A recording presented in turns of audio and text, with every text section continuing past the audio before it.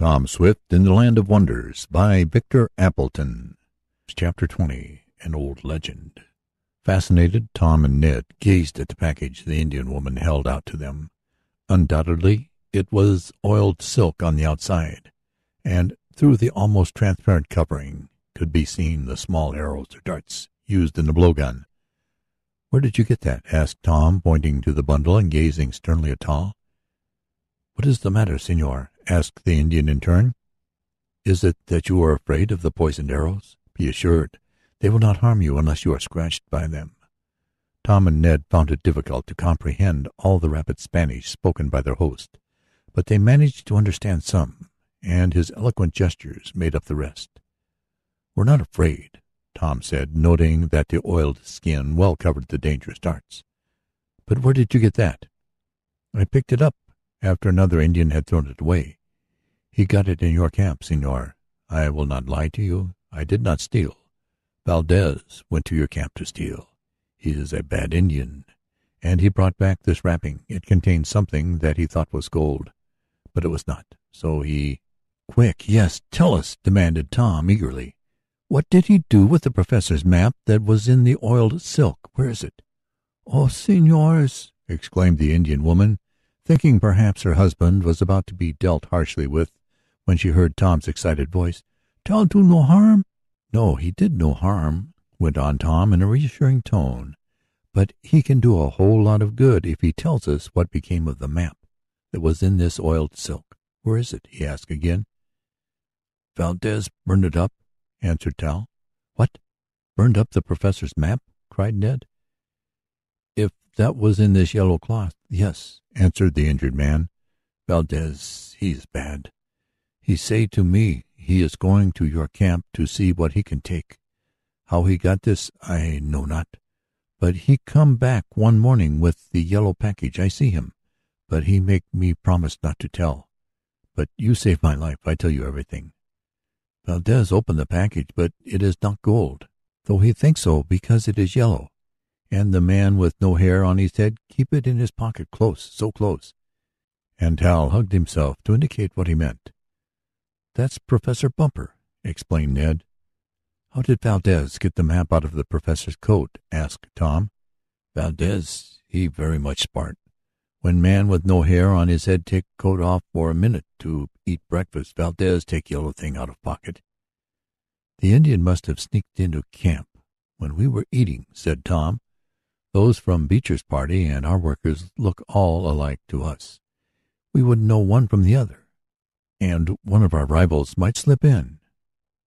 "One evidently did, if this is really the piece of oiled silk that was around the professor's map," said Ned. "It certainly is the same," declared the young inventor. "See, there is his name," and he stretched out his hand to point. "Don't touch," cried Tal. "Poisoned arrows, snake poison. Very deadlike and quick." "Don't worry, I won't touch," said Tom grimly.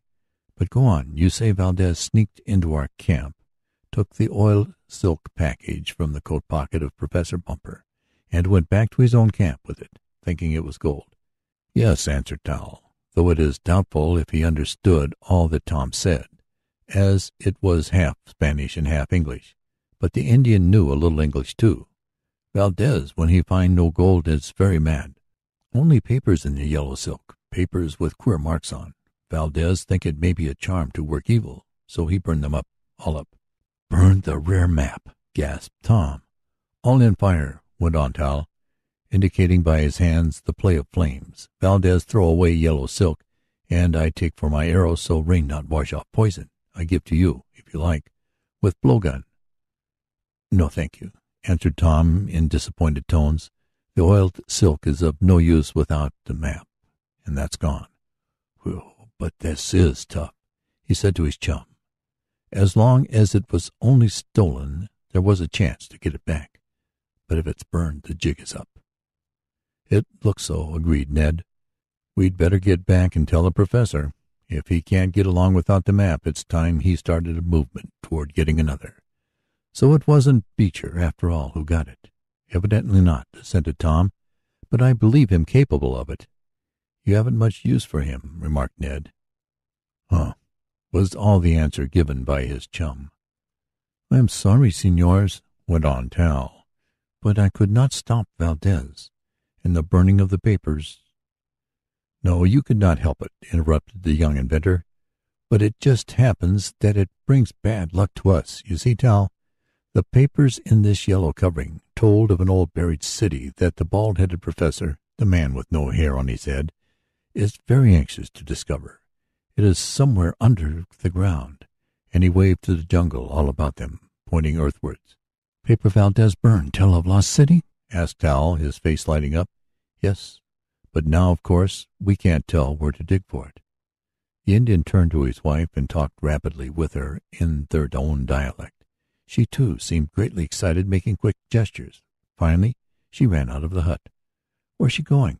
asked Tom suspiciously. "To get her grandfather. He very old Indian. He know story of buried cities under trees. Very old story. What you call legend, maybe? But Gosal know. He tell same as his grandfather told him. You wait. Gosal come, and you listen." "Good, Ned," suddenly cried Tom. "Maybe we'll get on the track of lost Curzon after all, through some ancient Indian legend. Maybe we won't need the map." "It hardly seems possible," said Ned slowly. "What can these Indians know of buried cities that were out of existence before Columbus came here? Why, they haven't any written history."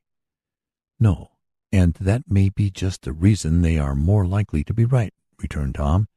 "Legends handed down from one grandfather to another go back a good many hundred years.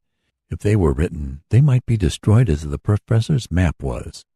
Somehow or other, though I can't tell why, I begin to see daylight ahead of us." "I wish I did," remarked Ned. "Here comes Gosal, I think," murmured Tom, and he pointed to an Indian, bent with the weight of years, who, led by Tal's wife, was slowly approaching the hut.